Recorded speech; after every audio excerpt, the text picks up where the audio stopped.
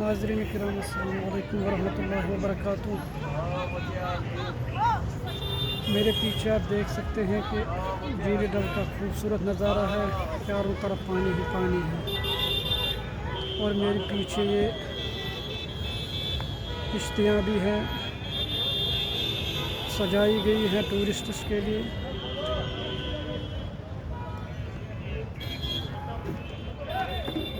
अलबत्ता ये पानी पीने के लायक नहीं है, क्योंकि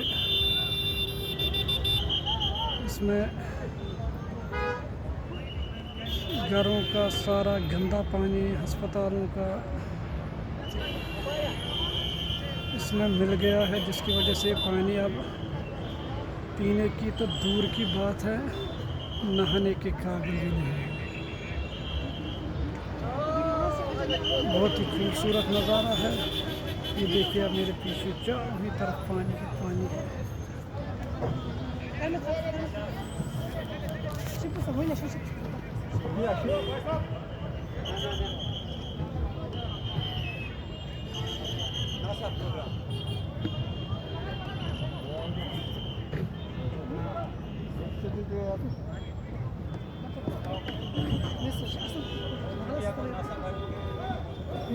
नाश्ता क्या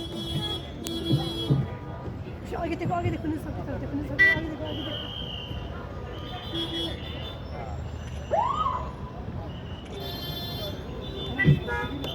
ये देखिए आप पानी कितना गंदा है और इसका रंग भी चेंज हो चुका है।